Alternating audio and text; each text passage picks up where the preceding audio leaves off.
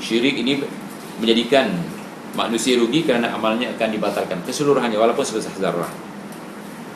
Dan banyak ayat Quran yang berkatakan tentang ancaman syirik. Kemudian cuba lihat di halaman 19, firman setelah firman kita bacakan hadis. Ambil satu daripada banyak-banyak hadis ni.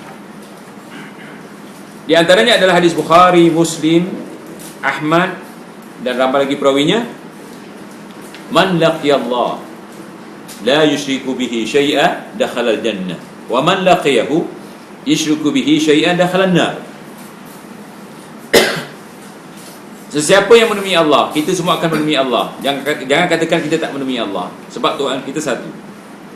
Sesiapa yang menemui Allah di akhirat dalam keadaan menyekutukan, yakni mensyirikkan Allah dengan sesuatu, dia akan masuk syurga. Yang tak menyekutukan Allah, yang tidak melakukan syirik, masuk syurga. Sesiapa yang menemui Allah dalam keadaan melakukan kesyirikan, yakni terhadap Allah, syirik terhadap Allah dengan sesuatu, dia akan dimasukkan ke neraka. Dan banyak lagi ayat-ayat yang mengancam orang melakukan kesyirikan. Kita kembali kepada apa yang kita nak bincang.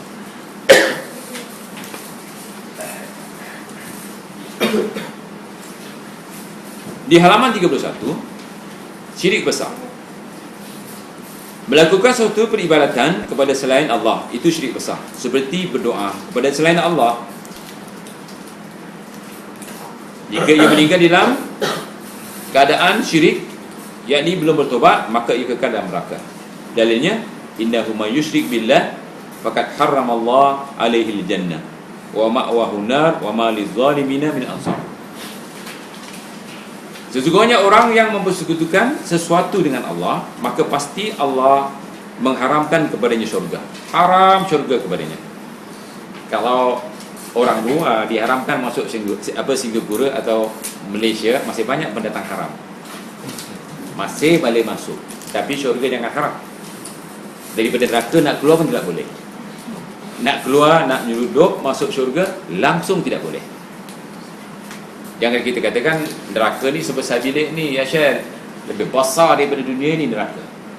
Tetapi oleh kerana penghuninya terlalu ramai, dijelaskan la amla'anna jahannama minal jinnati wan nasi ajma'in. Akan aku padatkan neraka jahanam dengan jin dan manusia. Tetapi syurga yang akan diberikan kepada kita seorang-seorang ni seluas 7 petala langit dan bumi, kayanya Allah. Tetapi jangan sia-siakan amal kita. Dan kelebihan syurga, kalau kita betul-betul haus, betul ya, satu ni tak cukup. Boleh cukup, katakan bulan Ramadan, sebelum buka satu cawan, sedang buka satu cawan, lepas buka tak tahu berapa cawan, terutama musim panas. Tetapi setitis air di syurga, setitis air di syurga, setitis saja, dia boleh menghilangkan haus sampai bila-bila. Sebab di syurga tidak ada penghujung. Berbeza setitis nilai air di syurga, putihnya lebih putih daripada susu, manisnya lebih manis daripada madu. Dia menghilangkan terus kita punya haus. Itu baru setitis. Tetapi yang Allah beri di syurga apa dia? Ma la 'ainun ra'at wa la udhunun sami'at wa la khatara min qalbil bashar. Tidak pernah satu mata pernah melihat, tidak pernah satu telinga pernah mendengar, dan tidak boleh dibayangkan oleh hati manusia. Itu hebatnya syurga. Tetapi syurga ini akan diharamkan kepada orang melakukan kesyirikan. Di antara syirik, kalau tidak berjaga, ke kubur boleh buat syirik. Bagaimana cara ke kubur boleh buat syirik? Meminta-minta dengan orang kubur. Ataupun disuruh, wahai mama saya datang, itu juga buat syirik. Mak kau di mana? Di barzah. Wa min waraihim barzakhun ila yaumi yub'atsun. Orang yang mati ditempatkan di barzah, dia tidak boleh turun kecuali di hari kebangkitan. Itu pun bukan turun ke bumi, dia diturunkan ke mana? Ke mahsyar. Jadi jangan seru mak kita, wahai mak saya datang, wahai bapa saya datang, sebagaimana filem-filem. Itu jangan diambil. Itu bukan hadis. Itu kemungkaran-kemungkaran yang boleh membawa kepada kesyirikan. Ya, maka orang-orang salah seperti kita, kita tak akan melakukan apapun kecuali ada hujah. Cantikkan kita. Saya boleh mengumpat sedikit, mengumpat yang boleh dipakai. Tadi saya sembahyang, diganggu oleh orang masjid. Apa dia? Tak tahu siapa penceramahnya hari ini. Dia mengatakan kalau kita istighfar 100 kali begini. Semua bohong tu. Siapa sembahyang di masjid tadi? Jadi istighfar, astagfirullah, astagfirullah. Siapa di masjid tadi? Masjid mana? Masjid ni. Masjid Lutong. Haji Lutong ni. Astagfirullah, astagfirullah. Dan mengganggu orang kan, ramai-ramai seperti itu. Itu pernah berlaku di zaman Abu Abdurrahman Ibn Mas'ud. Ibn Mas'ud, subhanallah, maki mereka tu. Celaka kamu. Begitu juga selepas tu dia ajar, katanya kalau kita nak jadi orang kaya di surga, subhanallah. Itu saksinya banyak, perawinya boleh datangkan. Siapa dia? Si Faisal sama anak saya. Kalau kita baca Astaghfirullahalazim alladzi la ilaha illa huwal hayyul qayyum wa atubu ilaih, dia akan dikayakan di syurga. Akan jadi orang betul-betul orang kaya. Ya Syekh, kau belajar baru kau tahu kenal syurga. Kalau zikir macam ini nak kenal syurga, macam mana nak masuk syurga kalau tak kenal syurga? Anta buat bid'ah, macam mana nak masuk syurga? Walaupun kita disuruh baca seperti itu, tapi bukan baca beramai-ramai, bukan ada tekong dia. Baca beramai-ramai tidak ada seperti itu. Pernah Rasulullah SAW mengatakan, jom ramai-ramai, jom kita baca istighfar ramai-ramai, tidak ada. Jadi dia lakukan seperti itu. Akhirnya orang-orang di depan tu ikut saja. Ilmu tak dapat, suruh zikir. Zikir disuruh, tetapi bila berkumpul seperti itu, lebih baik banyak sampaikan ilmu, bukan zikir-zikir. Kebanyakan orang sufi kenapa tidak jadi pandai? Kerana mereka berkumpul untuk berzikir. Kalau berkumpul untuk berilmu, belajar, jadi pandai. Tapi kalau untuk berzikir, dapat apa dia? Tempoh hari saya di Singapura, tak apa keluar tajuk, tak ada masalah. Saya di Wisma di Singapura. Di situ ada masjid. Jadi kami sewa satu college tu, kelas seperti ini. Tiba-tiba pada masa itu maulid, iklan di luar, dia katakan sambutan maulid kita pada hari ini lepas Isya, bukan ceramah, bukan kuliah, bukan majlis ilmu, tapi relax. Kita pun tak tahu apa tu relax. Itu tu relax. Tak jadi masalah. Jadi kami pun teruskan kuliah, dengar suara yang macam guruh begitu. Jadi Pak Gad tu dia buka pintu. Bila buka pintu, apa kami dengar? Orang sedang menangis. Jadi Pak Gad tu cerita, kat masjid tu Ustaz, digelapkan, orang semua menangis. Jadi tikung tu dia suruh menangis lah ramai-ramai. Orang kita kan cengeng. Satu menangis, semua boleh nangis. Jadi kita pun tutup semula, kita teruskan kuliah. Lepas tu macam suara yang berbeza. Jadi anak tanya dengan Pak Gad, apa mereka sedang buat? Mereka sedang menyanyi. Lepas menangis, menyanyi. Nyanyi apa? Lagu nasyid. Lepas menyanyi senyap, kami masa balik, kami tengok ada restoran anak bapak kalau tak salah, mereka makan ramai-ramai. Allahu Akbar, itulah maulid mereka. Berzikir ramai-ramai dalam gelap, lepas tu menyanyi, lepas tu makan ramai-ramai. Inilah maulid.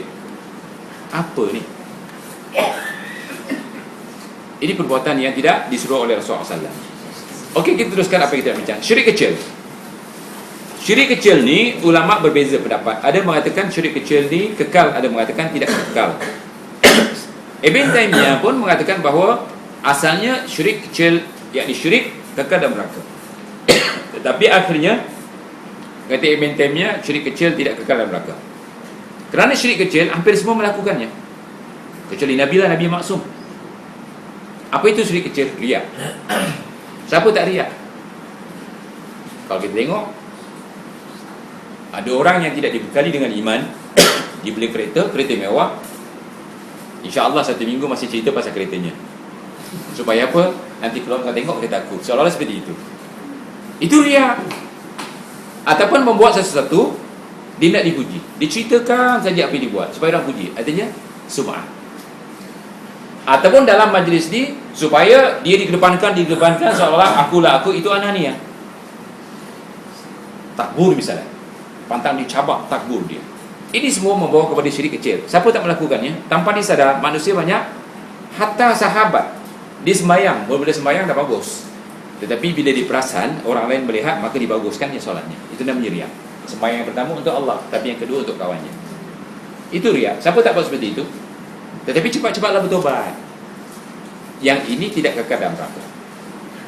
Yang kekal dalam neraka seperti tadi, menyuruh orang mati, menyekutukan Allah terang-terang, itu namanya syirik akbar, itu dikekal dalam neraka. Okey, kita teruskan.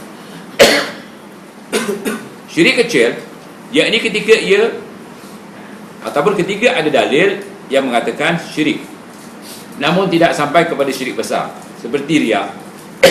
Dalam satu hadis, yasiru riya'u syirkun, sedikit daripada rasa riya syirik. Tempoh hari ada orang Singapura bertanya, Ustaz, mak saya bila keluar mesti pakai emas begini, apa hukumnya? Kita katakan di dalam hadis, emas yang melingkar, ada mengatakan melingkar di leher, yang penting dia sudah pakai lebih.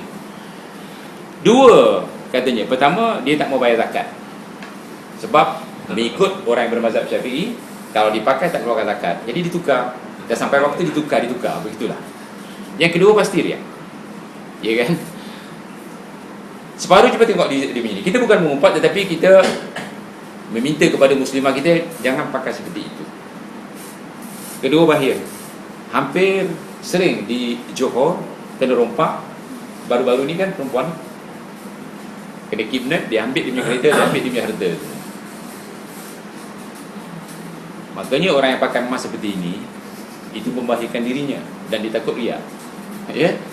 Sebab kadang-kadang bila ditanya di mana tempatnya, dia goncang-goncang ini, di situ supaya emasnya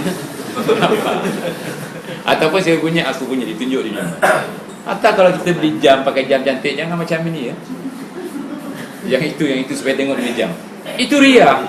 Walaupun kita katakan bahawa itu tidak menjadi kekal dan beraka, tetap dosa besar.